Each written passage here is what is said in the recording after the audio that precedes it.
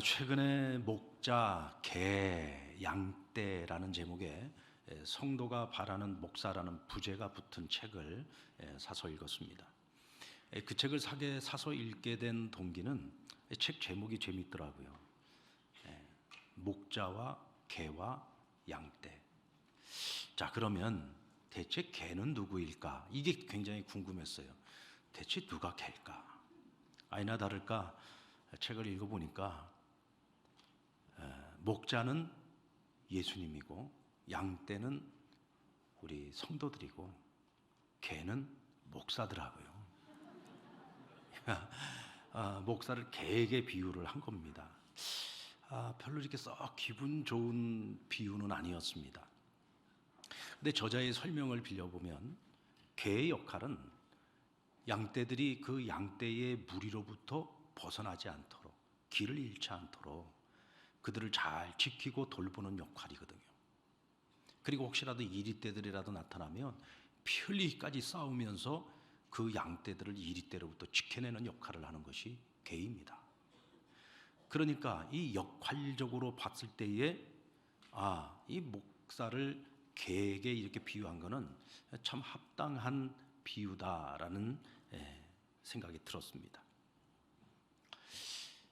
저자가 이 책에서 이야기하려고 하는 것은 목사는 양떼들에게는 개의 역할을 하는 존재이지만 그러나 하나님과의 관계 속에서는 목자 역시도 양이라는 거죠.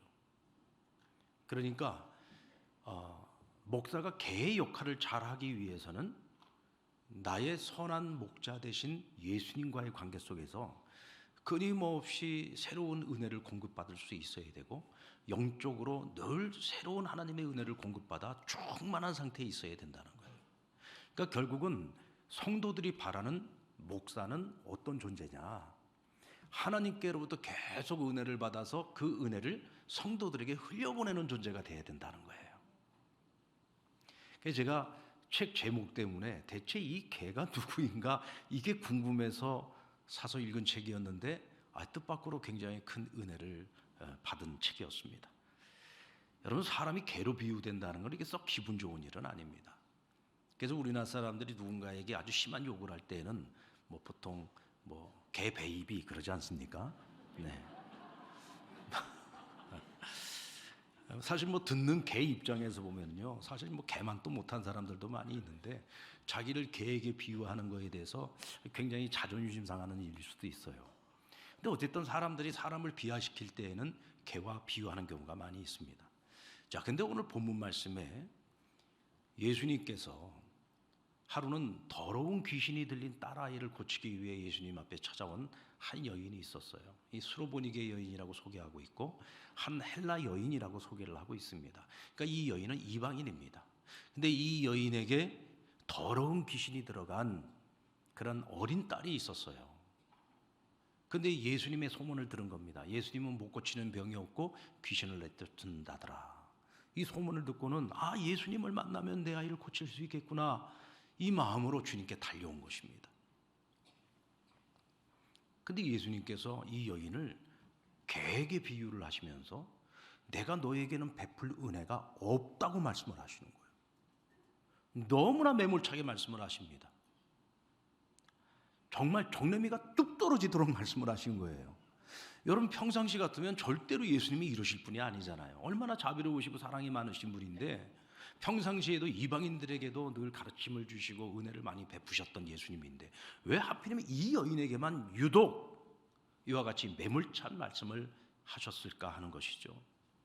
그러니까 이 여인의 입장에서는 얼마나 비참한 일입니까? 그런데 여인의 반응이 아주 뜻밖의 반응을 보입니다. 28절 말씀을 보시면은 여자가 대답하여 이르되 주여 올소이다마는 상 아래 개들도 아이들이 먹던 부스러기를 먹나이다. 자, 지금 이 여인의 말을 가만히 들여다보면은 주여 맞습니다, 옳습니다, 이 얘기는 뭐예요? 맞아요 주님, 저는 개입니다, 이런 뜻이죠. 자기를 스스로 개로 비하시키고 있어요. 주님의 말씀이 틀리지 않다는 거예요. 그러면서 하는 말이 저에게도 부스러기 은혜라도 달라는 거예요. 주인의 상 아래에 있는 개가 주인의 집에 아이들이 먹다가 버린 부스러기라도 먹지 않습니까? 제가 지금 필요한 은혜는 그 부스러기 은혜라는 거예요. 그 부스러기 은혜라도 주께서 나에게 베풀어 주신다면 제 아이가 고침받을 수 있다는 겁니다. 이때 주님이 말씀하십니다. 29절 말씀, 예수께서 이르시되 이 말을 하였으니 돌아가라, 귀신이 내 딸에게서 나갔느니라 하시매. 자, 내가 너에게 베풀 은혜가 없다고 말씀하셨던 주님이 이 여인이 그 말을 함으로, 오늘 성경에 보니까 이 말을 하였으므로 집으로 돌아가라, 집에 가면 내 딸아이에게서 귀신이 떠나갔다라고 말씀을 하십니다. 그래서 여인이 급히 집에 돌아가 보니까 아이가 침상에 누워 있는데 귀신이 있어요, 없어요? 귀신이 떠나갔더라 하고 말씀하고 있습니다. 여러분, 이 이야기는 단순히 치유 사건이나 축사 사건에 대해서 이야기를 하고 있는 것이 아니에요. 믿음과 은혜의 상관관계에 대해서 주님께서 이 사건을 통해서 우리에게 말씀해 주고 있는 것입니다. 예수님을 향한 오늘 이 여인의 믿음은 어떤 믿음이냐? 절대 믿음입니다. 주님이시라면 반드시 내 딸아이가 고침받을 것을 믿습니다. 조금의 의심도 없어요. 그러니까 오늘 이 여인에게 있어서 예수님은 내 자존심을 건드렸다, 뭐 비참하게 만들었다, 이런 거는 아무 문제가 되지 않습니다. 뭐 예수님이 인격적으로 훌륭한 분이냐 아니냐 이런 것도 다 필요 없어요. 지금 이 여인에게 필요한 것은 뭐냐? 예수님께서 내 아이를 고칠 수 있는 능력이 있다라고 하는 것을 조금도 의심치 않고 있다는 거죠. 내 딸아이가 고침을 받을 수만 있다면 다른 건 하나도 눈에 보이지도 않아요. 오로지 그 한 가지만 생각하고 있는 겁니다. 그러니까 지금 이 순간 이 여인에게는 누가 가장 크게 보일까요? 예수님이 가장 크게 보이는 거예요. 지금 내 딸아이를 지배하고 있고 내 딸아이를 더럽게 만들고 있는 이 귀신의 문제는 누구도 해결을 못합니다. 여러분, 오늘날에도 뭐 내노라 하는 그 유명한 대학병원을 간다고 해서 여러분 이 귀신 들린 문제를 해결할 수 있습니까? 이건 영적인 문제거든요. 이건 절대로 현대의학으로도 고치지 못하는 일입니다. 그러면 당시에 이 여인이 누구에게 대체 이 아이를 데리고 가서 고침받을 수 있겠어요? 오늘 이 여인에게 필요한 것은 오직 예수님. 오직 예수님이 내 아이를 고쳐주는 것, 그거 외에는 아무것도 눈에 보이질 않아요. 오직 예수님만 크게 보이는 겁니다. 갈릴리 호수에서 예수님 제자들이 예수님 모시고 이 호수를 건너고 있는데 갑자기 큰 바람이 불더니 막 큰 풍랑이 일고 나중에 막 큰 파도가 치는 거예요. 이때 예수님께서 자다가 깨어나셔가지고 막 호들갑을 떨고 있는 우리가 다 죽게 생겼다고 난리를 치고 있는 이 제자들을 보고 뭐라고 말씀하셨습니까? 믿음이 적은 자들아. 이 믿음이 적은 자들아 하고 그들을 책망하신 거는 뭐예요? 너희가 지금까지 나와 함께하면 내가 병든 자들을 고치고 귀신을 내쫓고 이런 기적과 역사들을 행한 것처럼 지금 아무리 이 파도가 크고 이 풍랑이 아무리 크다고 할지라도 이 자연을 다스릴 수 있는 능력이 나에게 있다는 것을 왜 너희는 아직도 깨닫지 못하고 믿지 못하느냐는 것이죠. 주님께서 행하셨던 그 수많은 기적들을 보면서 주님이 이런 일을 하실 수 있지만 지금 이 자연이 지금 이렇게 우리를 위협하고 있는 이 상황까지도 과연 주님이 해결할 수 있을까? 이 제자들에겐 그런 믿음이 없었던 거예요. 그러니까 주님을 깨워놓고서도 주님 도와주세요가 아니라 주님 우리가 지금 죽게 생겼습니다 라고 원망을 하고 있는 겁니다. 그들의 눈에는 예수님이 크게 보인 게 아니라 뭐가 크게 보여요? 파도가 크게 보인 거예요. 파도가 너무 크게 보이니까 예수님이 아예 보이지도 않았던 거죠. 여러분, 우리의 믿음이라는 것이요, 하나님이 크게 보이면은 우리가 어떤 문제를 지금 만나고 있든지 그 문제가 보이지 않습니다. 그런데 하나님은 보이지 않고 내 눈에 자꾸 큰 문제만 보여요. 왜 그럴까요? 그건 우리가 믿음이 적어서 그런 겁니다. 여러분들의 믿음은 지금 어떻습니까? 여러분들 지금 내 눈앞에 있는 문제가 크게 보입니까? 하나님이 크게 보입니까? 하나님이 크게 보이면 여러분들 믿음이 큰 거예요. 믿음이 크면 그까짓 거 문제 아무것도 아니에요. 문제는 하나님이 그 문제를 해결할 수 있느냐 없느냐가 아니라 내가 그 하나님을 향한 믿음이 크냐 작냐가 문제인 겁니다. 여러분들 군대에서 소총 사격할 때 보면 이 총에 가늠좌라는 것이 있고 이 총구 끝에 가늠쇠라는 것이 있어요. 그래서 이 동그란 가늠좌에다가 가늠쇠를 정중앙에다 딱 집어넣어 가지고요, 표적과 딱 마주칩니다. 그러니까 이 표적을 쫙 이게 이제 가늠자를 통해서 표적을 쭉 살피면서 이제 가운데에 딱 들어오도록 만들거든요. 예, 여자분들은 뭐 총을 잘 안 써보시죠. 남자분들은 군대 갔다 왔으니까 다 아실 거 아니에요. 뭐 고기라도 끄떡이셔요. 예. 그 이제 우리가 정조준을 합니다. 이 정조준을 쫙 하고 있는데 계속해서 표정을 쫙 집중을 해가지고 조준을 하다 보면 어느 순간에 여러분 표적이 크게 보이는 순간이 있어요. 표적이 크게 보여요. 근데 이게 그냥 표적이 크게 보이는 게 아니라 계속 집중하고 조준을 하기 위해서 끊임없이 노력을 하고 있을 때 어느 순간에 표적이 크게 딱 보여요. 그 순간에 어떻게 해야 되느냐? 발사를 해야 되는 거예요. 그러면 명중할 가능성이 커집니다. 뭐 별로 명중을 못 해보셔가지고 이건 명중을 해본 사람만이 제가 이렇게 얘기할 수 있는 거예요. 네. 여러분, 우리가 어떤 어려운 상황 속 어떤 문제가 우리 앞에 찾아와도 문제보다 하나님이 크게 보이려면요, 평상시에 우리가 하나님께 집중하는 훈련을 하셔야 되는 거예요. 이게 하루아침에 되는 게 아니야. 이 평상시의 훈련을 통해서 어떤 상황 속에서도 하나님이 가장 크게 보이는 이 훈련이 우리의 삶 속에 이루어져야 돼요. 그럼 어떻게 훈련을 해야지 됩니까? 매일매일 우리가 하나님의 말씀을 읽고 하나님이 어떤 분이신지, 하나님의 행하시는 일들, 하나님의 행하시는 기적을 우리가 매일매일 묵상하면서 하나님은 살아계신 하나님이고 그 하나님은 오늘도 내 인생에 찾아오셔서 오늘도 모든 일을 가능케 하시는 전능하신 하나님이라는 사실을 우리가 말씀 안에서 매일매일 그걸 깨달아야 돼요. 그래야 우리가 하나님께 집중할 수 있는 거예요. 매일매일 1시간 이상 우리가 하나님 앞에 기도하면서 하나님과의 만남과 교제가 이루어지니까 영적인 자신감이 생기죠. 그게 뭐예요? 하나님을 집중하는 것입니다. 우리가 한 달에 1명 이상 전도하기로 했잖아요. 여러분, 우리가 매일매일 하나님 말씀 복음을 전하면서 우리는 더욱더 주님께 집중할 수 있게 되는 겁니다. 이렇게 매일 주님께 집중하면서 살아가다 보면 여러분, 우리의 눈에, 우리의 영적인 눈에는 항상 하나님이 가장 크게 보이는 거예요. 그러니까 세상에 어떤 문제가 찾아와도 두렵지 않아요. 염려할 필요가 없어요. 왜? 주님이 나와 함께하고 있으니까.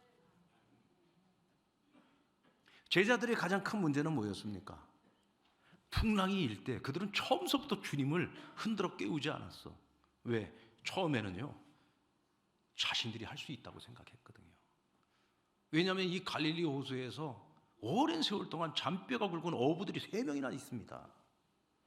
그러니까 자기들이 가지고 있는 지식과 경험을 통해서 뭐 이 정도 파도쯤이야, 그리고는 해결을 해보려고 했습니다. 근데 점점 더 파도가 커지는 거예요.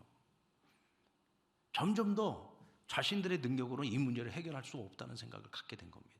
그제서야 누가 보이기 시작했어요? 예수님이 보이기 시작한 거예요. 여러분, 내가 작아지면은요, 하나님이 커져요. 내가 커지면은요, 하나님이 자꾸 작아집니다. 내가 할 수 있다고 생각하니까 하나님을 의지하지 않아요. 내가 할 수 없다고 생각하면 하나님을 의지하게 되는 겁니다. 이때 우리 안에 무엇이 생기냐? 간절함이라고 하는 것이 생겨요. 간절함. 여러분, 우리가 평상시에 늘 하나님을 향한 마음이 간절하지 않잖아요. 근데 우리 앞에 우리를 두려움에 떨게 만들고 우리를 근심하게 만들고 걱정하게 만들 만한 정말 내 힘으로 능히 감당할 수 없는 인생의 문제들이 찾아올 때 오늘 우리 안에 그런 간절함이 생기는 거예요.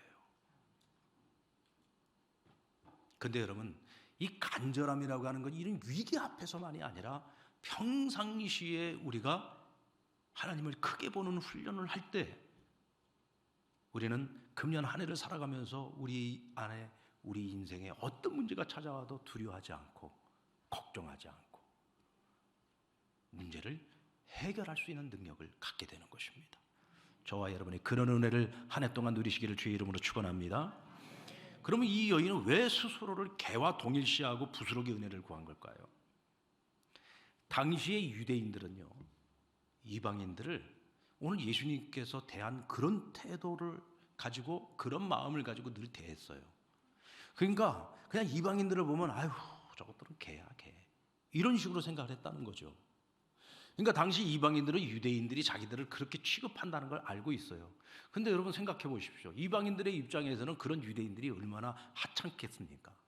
지들이 뭐 가진 게 있길래, 자신들이 무슨 권력이 있어? 나라도 없어서 지금 로마 식민지 주제에 지네들이 뭘 잘난 곳이 있다고 우리를 갖다가 개 취급하는 거야? 그래서 이방인들도 유대인들을 굉장히 불편한 존재로 생각을 했습니다. 그러니까 오늘 이 여인은 예수님께서 하시는 그 말씀에 대해서 뭐 그렇게 크게 기분 나쁘지 않아요. 왜냐하면 평상시 유대인 남자들이 가지고 있는 생각이고 태도이기 때문에 그렇습니다. 그러니까 예수님의 그런 비난하는 말을 들었을 때에 이 여인이 그냥 그거 인정하는 거예요. 옳습니다. 맞아요. 주님 말씀대로 주님이 그렇게 생각한다면 맞습니다. 저는 개와 같은 존재입니다. 하고 그것을 받아들인 거죠. 근데 사실 이 여인에게는 뭐 유대인들이 이방인을 어떻게 생각하느냐, 사실 그거 하나도 중요할 것이 없어요. 딸이 고침받는 것만이 중요한 일이었습니다. 그러니까 오늘 예수님에게 개에게 베푸는 부스러기 은혜라도 저에게 베풀어 달라고 부탁을 한 겁니다. 근데 여러분 보십시오. 이 여인의 믿음이 얼마나 큰 믿음이냐. 지금 부스러기 은혜를 구하고 있지만 여러분 진짜 이게 부스러기 은혜를 구하고 있는 겁니까? 어디에 가서도 이 딸아이의 병을 고칠 수 있는 사람은 아무도 없습니다. 세상에 단 한 명도 없어요. 오직 예수님만이 해결해 줄 수 있는 문제입니다. 입으로는 지금 부스러기 은혜를 구하고 있지만 실제로 이 여인이 구하고 있는 건요, 세상에 누구도 해결할 수 없는 이 문제를 예수님께 지금 고쳐달라고 부탁하고 있는 거예요. 그러니까 이건 부스러기 은혜가 아니라 가장 큰 은혜를 지금 구하고 있는 겁니다. 왜 그렇습니까? 예수님에 대한 확고한 믿음이 있기 때문에 그런 거죠. 그러니까 이 간절함을 가지고 지금 예수님께 구하고 있는 거예요. 여러분들 평상시에 그렇게 자비로우신 예수님께서 왜 오늘 이 여인을 이렇게 비참하게 만드는 이런 말씀을 하셨을까? 여기에는 여러분 분명한 이유가 있겠죠. 한 두 가지를 생각해 볼 수 있는데, 첫 번째는 이 여인이 과연 어느 정도의 간절함을 가지고 있는지를 확인하고 싶으셨던 거예요. 정말로 오늘 너에게 내 딸이 고침받는 게 이게 정말 네 인생에서 가장 중요한 문제냐? 그렇게 생각해? 그리고 내가 이 아이를 고쳐주는 것에 대하여 진짜 간절한 마음을 가지고 있어? 하고 묻고 있는 거죠. 근데 이 여인은 이 물음에 대해서 아멘 하고 지금 응답을 하고 있는 겁니다. 뿐만 아니라 지금 그곳에는 유대인들도 있고 이방인들도 있는데 예수님께서는 그들에게 이걸 보여주고 싶었던 거예요.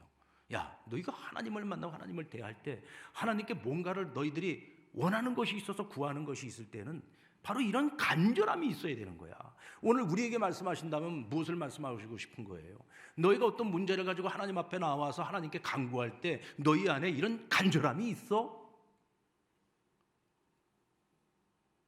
나만이 이 문제를 해결해 줄 수 있다라고 하는 큰 믿음을 너희가 가지고 있니? 하고 지금 묻고 있는 거예요. 오늘 이 여인에게는 그 믿음이 있잖아요. 큰 믿음. 예수님이라면 이 문제를 해결해 주실 수 있다라고 하는 조금도 의심이 들어가지 않는 확신이 있단 말이죠. 큰 믿음이에요.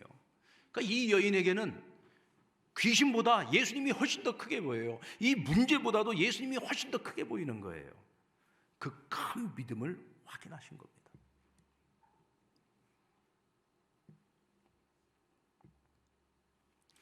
여러분, 아람 왕국의 군대 장관이었던 나아만이라는 사람이 어느 날 문둥병에 걸립니다. 여러분, 한 나라의 군대 장관, 당시에 아람은 이스라엘보다 훨씬 더 큰 나라였고 훨씬 더 강한 나라였어요. 근데 그 나라의 군대 장관입니다. 권력도 갖고 있고 많은 재물도 갖고 있고 뭐 세상에 남부러울 곳이 없는 사람이죠. 근데 갑자기 문둥병에 걸렸어요. 아니, 아무리 돈이 많고 아무리 권력이 있으면 뭐합니까? 문둥병에 걸리면 이제 사람들 앞에 나설 수도 없어요. 숨어 지내야 돼요. 세상에서 가장 불쌍한 신세가 된 겁니다. 그런데 그 집에 유대인 출신의 한 어린 여종이 있었는데 이 아이가 주인에게 말하는 거예요. 내가 살던 이스라엘 땅에 엘리사라고 하는 선지자가 계시는데 그분에게 한번 찾아가 보세요. 그분을 만나면 당신의 병이 고침받을런지도 모릅니다. 근데 지푸라기라도 잡고 싶은 심정으로 이 나아만이 짐을 꾸려가지고 이스라엘을 찾아가요. 그리고 엘리사를 찾아갔습니다. 근데 이 엘리사 선지자가 밖에 나와보지도 않고 마중도 나오지 않고 사환을 보내갖고 뭐라고 얘기합니까? 요단강에 가서 7번 몸을 씻어라 라고 얘기합니다. 근데 나아만이 그냥 빈정이 확 상해버렸어요. 내가 그래도 한 나라의 군대 장관인데 내 여기까지 왔는데 어떻게 나와보지도 않고 마중도 나오지 않고 어디 그 또랑물에 가서 7번 몸을 씻으라고. 아니 내가 살고 있는 아람 땅에는 강이 없어서 내가 여기까지 와서 내가 몸을 씻으라는 거야. 그리고는 그냥 자존심이 확 상했어요. 내 더러워서 내 돌아간다. 그리고는 발길을 돌려가지고 자기네 본국으로 돌아가려고 하는데 그래도 다행히 함께 왔던 이 종들 중에 그래도 좀 이 똑똑하고 현명한 종들이 있었던 것 같아요.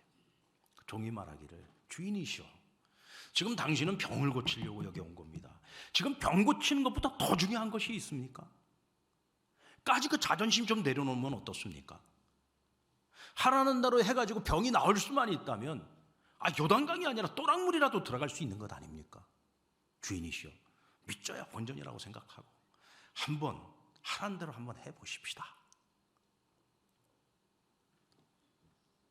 그러자 나아만이 가만히 듣고 생각을 해보니까 맞아, 지금 나한테는 좀 다른 게 중요한 게 아니라 병을 고치는 게 중요한 거야.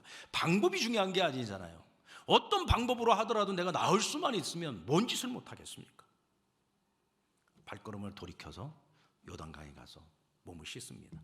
여러분, 나아만이 가서 몸을 씻을 때 어떻게 씻었을까요? 우리처럼 랄랄라 하면서 씻었을까요? 즐거운 마음으로? 아마 토달토달거리면서 7번 씻었을 거예요. 아마 한 3번째 몸을 담글 때쯤에는 야, 이건 뭐 내가 씻는다고 이게 낫겠어? 내가 이거 참 진짜 존심 상하게 내가 이거 계속 이 짓을 해야 돼? 뭐 이런 생각하지 않았겠습니까? 그 옆에서 종들이 주인님 그러지 마시고 이제 4번 남았습니다. 4번. 그렇게 하면서 또 들어갔다 나오고 그리고 거기서 7번을 딱 씻고 나오는데 갑자기 무슨 일이 일어납니까? 온몸을 뒤덮고 있던 그 문둥병, 그 모든 고름과 막 그 딱지와 이런 것들이 한순간에 싹 다 벗겨지더니 안에서 어린아이와 같은 속살이 드러나기 시작하는 거예요. 할렐루야. 여러분, 자존심이 뭐 중요합니까? 방법이 뭐가 중요해요? 뭐 인사를 하고 안 하고 그게 뭐가 중요합니까? 내가 이 병을 고칠 수 있는데 그냥 뭐 어려운 것도 아니고 가서 물속에다가 담궜다가 7번 씻으라는데 그게 뭐가 그렇게 어렵습니까? 근데 여러분, 우리가 살다 보면은요, 이 나만하고 똑같은 생각을 하는 경우가 참 많아요. 뭔가 우리가 해결하는 방법도 그럴듯해야지, 이런 우리 인간적인 생각을 가지고 하나님 앞에 순종하지 못하는 경우가 참 많습니다. 여러분, 여리고성 전투에서 7번 돌라는데 아니 성을 그냥 7번 돈다고 저게 왜 무너져? 어떻게 저게 무너져? 이런 생각을 했으면 절대로 순종하지 않았을 겁니다. 그러나 주께서 말씀하시니 주의 말씀을 의지하여 하라는 대로 매일매일 돈 거예요. 그리고 나팔을 부니까 그 여리고성이 무너지지 않았습니까? 여러분, 하나님이 일하시는 방법은요, 사람들이 생각하는 상식을 뛰어넘습니다. 상식을 뛰어넘어요. 근데 우리는 자꾸 우리의 그 상식에 갇혀서 하나님이 일하시는 방법을 자꾸 우리가 판단을 합니다. 자꾸 우리가 판단을 하니까 하나님이 일을 하고 싶어도 일을 하실 수가 없는 거예요. 내가 너무 커요. 내가 너무 크니까 하나님이 일하실 수가 없는 거예요. 내가 작아져야 돼요. 그래서 우리는 언제나 여러분, 하나님 앞에서는요, 어린아이처럼 작아져야 되는 겁니다. 여러분, 다윗은 한 나라의 왕이었습니다. 그는 한 나라의 왕이었지만 하나님 앞에서는 어린아이처럼 옷을 벗고 춤을 췄어요. 그의 아내 미갈이 그것을 비웃으니까 나는 하나님 앞에서는 이보다 더한 짓도 할 수 있다고 했습니다. 왜? 나는 하나님 앞에서는 지극히 작은 어린아이라고 했어요. 내가 여러분 한 나라의 대통령이라 할지라도, 내가 한 나라의 국회의원이라 할지라도, 내가 이 지역의 뭐 도지사, 시장이라고 할지라도 하나님 앞에서는 나는 어린아이인 거예요. 어린아이. 이런 마음으로 하나님께 매달리고 이런 마음으로 간절히 하나님 앞에 간구하는 자, 하나님은 그런 사람들과 함께 일하시고 그런 사람들에게 역사하셔서 그들의 문제도 해결하시고 그들을 높여주시고 그들을 통해서 영광 받으시는 거예요. 아멘입니까? 여러분, 금년 한 해를 우리가 한번 그렇게 살아보자고요. 괜히 쓸데없이 하나님 앞에서 내가 큰 자인 척하지 마세요. 하나님 앞에서는 정말 나는 아무것도 할 수 없는 지극히 연약한 어린아이라는 고백을 가지고 살아가십시오. 그리고 어떤 문제보다 하나님을 크게 보시고요. 여러분, 근데 과연 부스러기 은혜라고 하는 것이 있을까요? 오늘 이 여인은 예수님에게 부스러기 은혜를 구했어요. 예전에 저희 집에서 개를 키운 적이 있습니다. 한 3년 정도를 키우다가 지금 우리 장모님 집에 지금 가 있는데, 이름이 까미라는 개인데요, 아주 잘생겼어요. 얼마나 귀여운지 모릅니다. 제가 원래는 개를 그렇게 썩 좋아하지는 않았는데 이 개를 키워보니까 안 이뻐할 수가 없어. 우리 집에서 나를 가장 환영해줘. 제가 밖에 나갔다가 집에 들어갈 때 이 번호를 누르고 들어가잖아요. 삐삐삐 소리만 딱 나도 얘는요 어디 있든지 달려나와가지고 현관문 앞에 딱 저를 대기하고 있다가 문 열고 들어가면 막 꼬리를 흔들고 난리도 아닙니다. 저희 집사람은 주방에서 여보 왔어, 그게 끝이에요. 애들도 주방에서 아무도 대답 안 해요.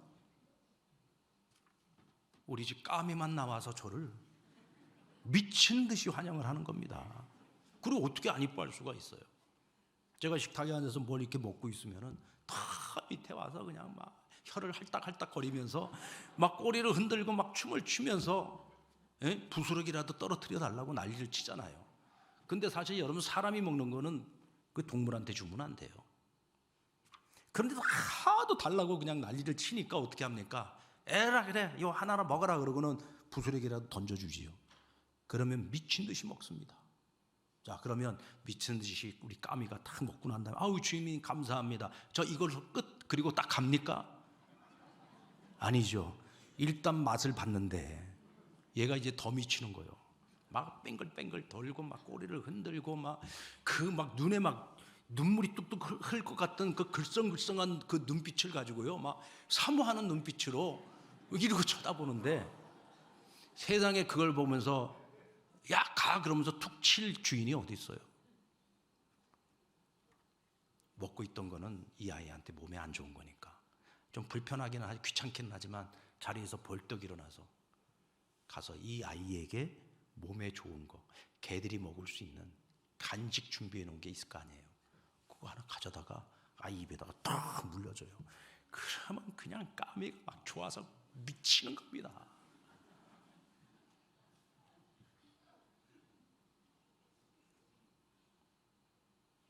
여러분, 개는 간절함이 있어요. 그래서 여러분, 간절함의 최고의 표현이 개예요. 근데 오늘 이 여인을 보십시오. 이 개보다도 더 간절해. 더 간절한 거예요. 여러분, 과연 예수님께서 이 여인에게 처음부터 부스러기 은혜나 주려고 생각을 하셨을까요? 아니요. 여러분, 하나님의 은혜가, 부스러기 은혜가 어디 있어요? 하나님이 우리에게 베푸시는 은혜는 언제나 가장 좋은 은혜, 가장 큰 은혜, 최선의 은혜, 최상의 은혜를 항상 우리를 위해 준비해 주시는 거예요. 아멘입니까? 그런데 그 은혜를 부스러기로 만드는 것은 누구냐? 우리예요. 여러분, 소경 바디메오, 예수님이 온다는 소문을 듣고 다윗의 자손 예수여 나를 불쌍히 여기소서. 앞을 못 보니까 막 소리를 질러댑니다. 그러니까 사람들이 조용히 하라고 난리를 치는데도 예수님께서 그 바디메오를 향해서 가까이 다가오셨어요. 그리고는 바디메오에게 바디메오야, 내가 너에게 무엇을 해줄꼬? 하고 묻습니다. 그래서 그가 즉시 대답합니다. 주여, 내가 보기를 원하나이다. 가장 큰 은혜를 구한 거죠. 여러분, 날 때부터 소경된 자가 어떻게 눈을 뜹니까? 이거는 오늘 현대의학으로도 불가능한 일이에요. 근데 이 사람이 믿음도 좋지요. 주여, 내가 보기를 원하나이다. 그래서 이 사람이 여러분 눈을 뜨게 됩니다. 근데 만약에 이 사람이 막상 주님께서 내가 뭘 해줄까 하고 물었을 때 이 사람이 이제 머리를 굴리는 거예요. 야, 과연 예수님이 내 눈을 뜨게 할 수 있을까? 지금 내가 예수님께 구할 수 있는 이 절호의 기회가 왔는데 이 기회를 이루어지지도 않을 걸 구해서 그냥 날려버리느니 현실 가능한 거 오히려 그거를 구하는 것이 낫지 않겠나 해서 주님께, 주님, 제가 오늘 하루 종일 여기 앉아가지고 구걸을 하는데도요, 내가 누구에게도 은혜를 못 입었습니다. 주님, 나 한 끼라도 먹을 수 있게 좀 해주세요. 만약에 그렇게 구했다면 이 은혜는 뭘 구한 거예요? 부스러기 은혜를 구한 거예요. 여러분, 지난 한 해, 아니 지금까지 살아온 우리의 날들 동안 우리가 하나님 앞에 구했던 것들 가운데 이런 부스러기 은혜들이 많지 않았습니까? 우리 스스로가 하나님의 능력을 여기까지만이라고 늘 한정 지어놓고, 아, 하나님도 여기 이 정도는 해주시겠지, 뭐 이 정도는 들어주시겠지라는 생각을 가지고서 날마다 하나님께 부스러기 은혜만 구하고 살지는 않았느냐는 거예요. 그저 맨날 먹고 사는 문제나 가지고 기도하고, 맨날 무엇을 입을까, 무엇을 쓸까만 가지고서 날마다 하나님께 구하고 살지는 않았어요. 그런 것들은 내가 굳이 구하지 않아도 하나님께서 우리에게 그냥 은혜로 그냥 베풀어 주실 수 있는 것이고, 하나님의 은혜가 없을지라도 우리가 열심히 일해서 그 정도는 해결할 수도 있는 거잖아요. 근데 우리가 늘 구하면서 살아가는 것들이 어쩌면 이런 부스러기만 날마다 구하고 살았단 말이죠. 아까도 말씀드린 것처럼 이 여인이 입으로는 부스러기를 구했지만 실제로 이 여인이 구하고 있는 건 부스러기가 아니에요. 최고의 은혜를 예수님께 구한 거예요. 예수님께서 그 믿음 보시고 그 여인에게 부스러기를 베푼 것이 아니라 가장 좋은 것을 베풀어 주신 겁니다. 이 여인이 받은 은혜를 한번 하나하나 생각해 볼까요? 딸에게서 귀신이 떠나갔습니다. 할렐루야. 이 여인 문제를 해결받은 거예요. 뿐만 아니라 오늘 이 여인은 모든 그 자리에 모여있는 사람들에게 간절함이 어떤 것인지를 하나의 모범으로서 모든 사람들에게 보여지는 예수님이 사용하신 하나의 교재였단 말이죠. 모범이었어요. 그것을 어떻게 성경에다가 기록하지 않았습니까? 그래서 오늘 저와 여러분도 오늘 이 여인의 사건을 우리가 지금 알게 된 거잖아요. 이 여인의 일을 성경에 기록을 해서 오늘 우리에게 믿음의 길을 걸어가고 있는 사람들에게, 야, 믿는다는 건 이런 거야, 하나님께 기도하면서 살아간다는 건 바로 이런 거야, 이렇게 기도하는 거야 라고 오늘 예수님이 우리에게 이 여인을 통해서 우리에게 말씀해 주고 있는 거예요. 이 여인의 입장에서 생각해 보면 세상에 이보다 더 큰 은혜가 어디 있습니까? 성경에 기록되어졌다는 이 사실 하나만으로도 이 여인은 정말 영광스러운 일 아니겠습니까?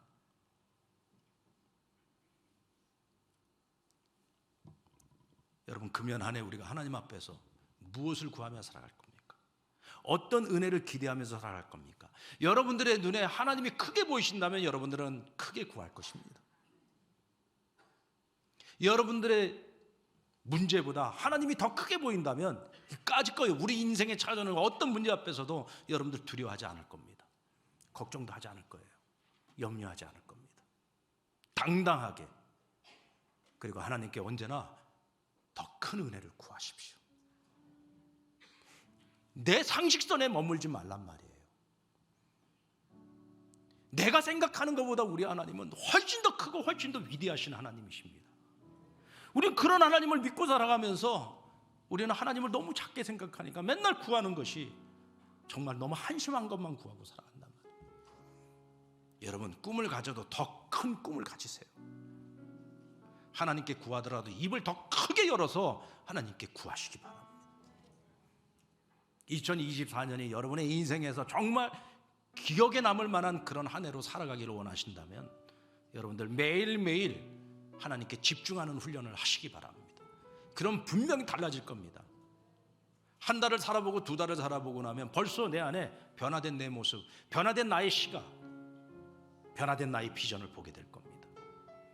그래서 한 해를 뒤돌아볼 때, 아, 우리 하나님 진짜 이런 분이었어. 내가 지금까지 살아보면서 하나님 이런 분이라는 걸 내가 지금까지 모르고 살았어. 기적이 상식처럼 통하는 삶이 내 삶 속에서 날마다 경험되어질 겁니다. 여러분, 그런 복된 한 해, 그런 한 해를 살아가는 저와 여러분 될 수 있기를 우리 주님의 이름으로 축원합니다.